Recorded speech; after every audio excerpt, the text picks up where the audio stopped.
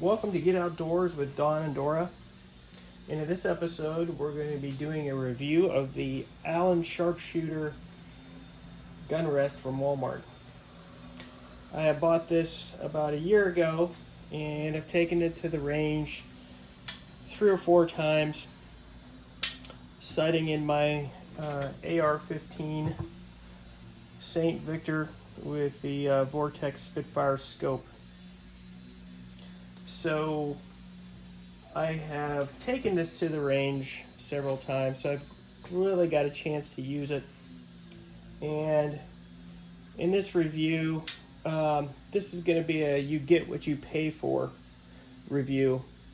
I guess if you're on a budget and you don't mind fiddling around with a rifle rest when you're out there using it on a bench somewhere, shooting down the range. I don't like to waste time. I like to kind of get my rifle dialed in as quickly as possible, and that way you're not wasting ammo. At the same time, you get a chance to throw a few rounds down range. It's kind of nice to be able to shoot your gun and really kind of enjoy it. But in this case, I did not really enjoy this rifle rest very well. It seems to fit. This is a Savage Model 170 3030. This was manufactured between 1970 and 1980. It's your classic deer rifle profile and what you would maybe use to hunt deer with, and then obviously take to the range and sight in. So I wanted to set this up on a standard. I wanted to set up the rifle rest with a standard rifle on it, so you can see what that looks like, and then I will set the AR on there, and then you can see what that looks like and see how they both fit on here. So here we have the deer rifle. No infringement on anything. Of course, you don't have a magazine like you do on the AR that would hang down like a 30-round mag that would sit on here. The back support is all the way up. And on the back, I would call this pleather at best. Like a vinyl strap here that goes around back. It's supposed to support the butt of the rifle. Give you a little bit of, maybe take away some recoil when you're firing the weapon. The only problem with this item is this back shoulder rest support here. Super cheap. This is the weakness of the entire apparatus that you're working with here. And by that, I'll show you what I mean. Let me take the rifle off here.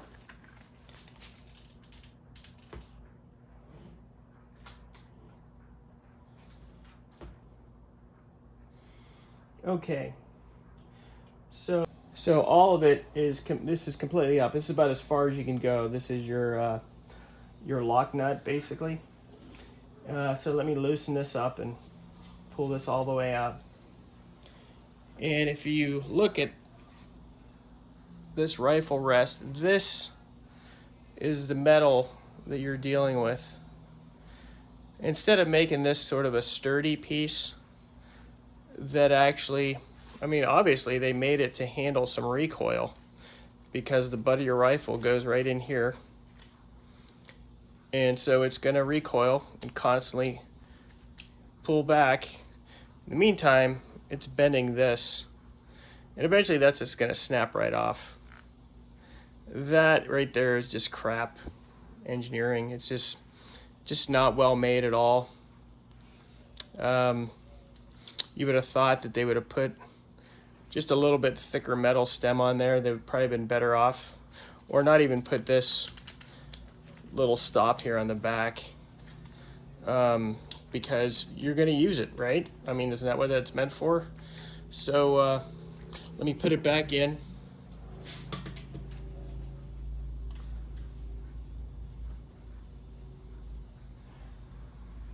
So every time this recoils, that's going to bend this over, and eventually this entire fork will snap right off of there. So now let me set my AR on there.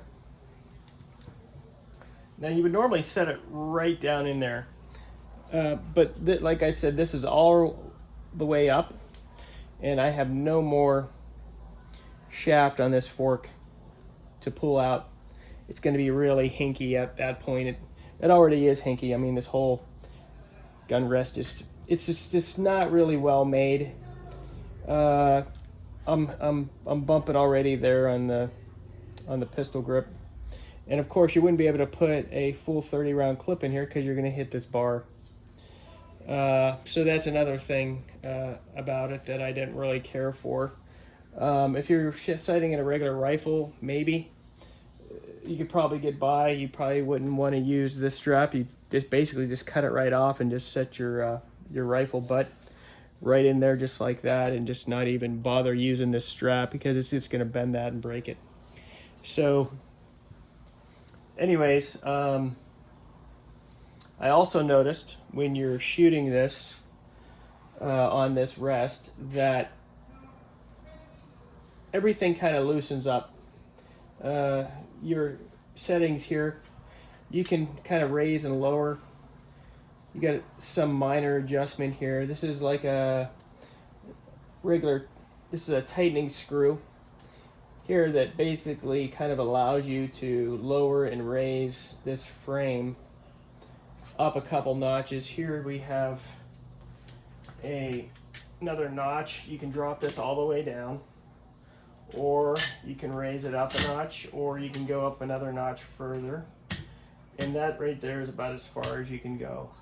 As far as your adjustment in the rear, you're limited to how far up and down you can go with this fork that holds, like I said, the butt of the rifle. Not really very impressed with it. As you can see, it's kind of wobbly. I tighten everything up.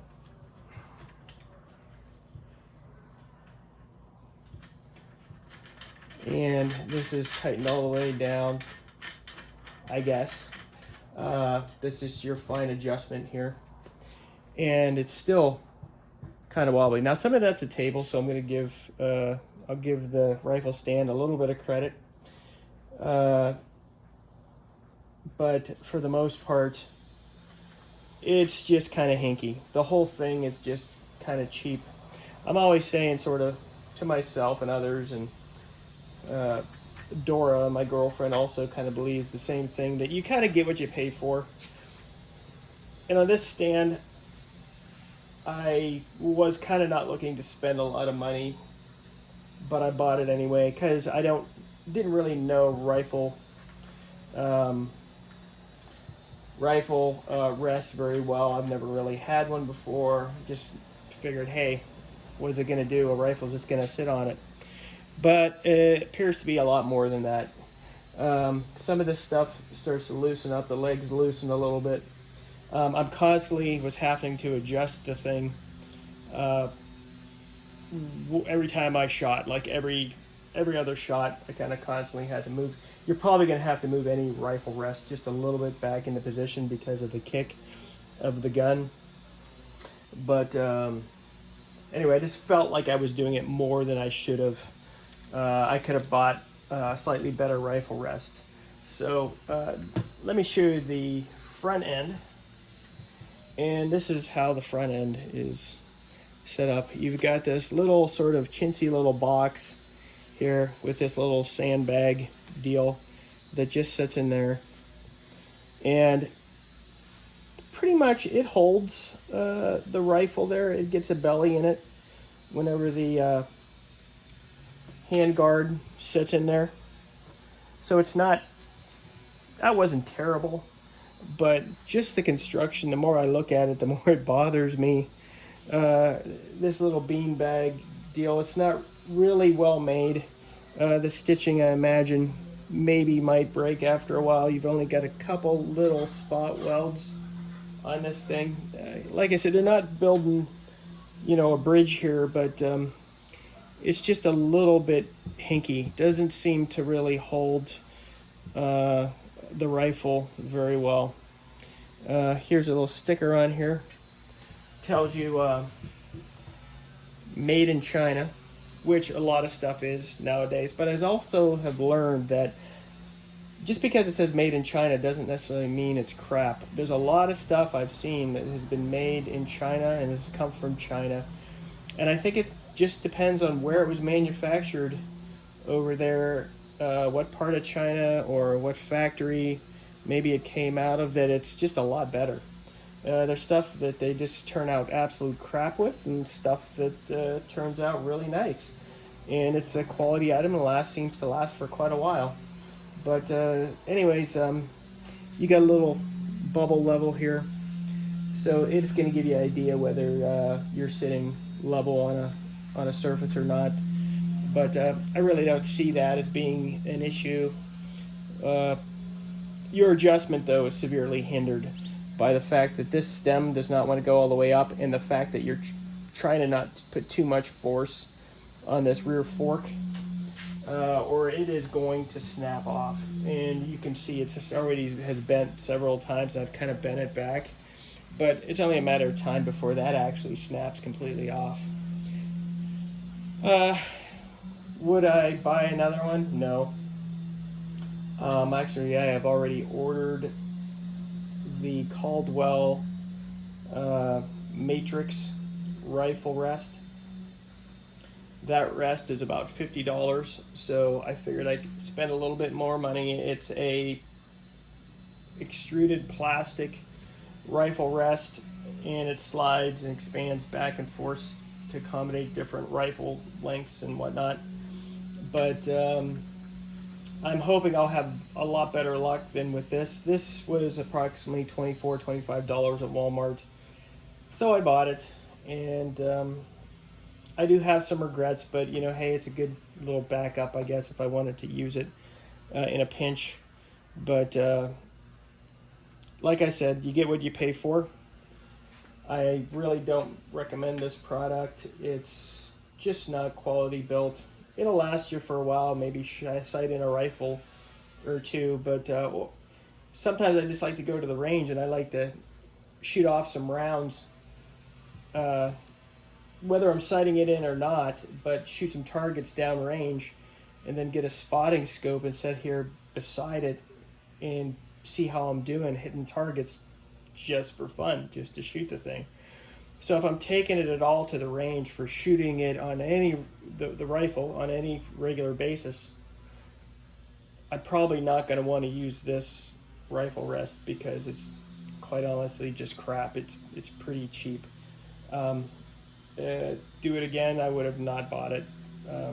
But it has worked for the few times that I have used it. And anyway, if you like this video and got anything out of it, please check like or subscribe below and let me know what you think. Don't be afraid to make any comments. See you, folks. Enjoy your time at the range.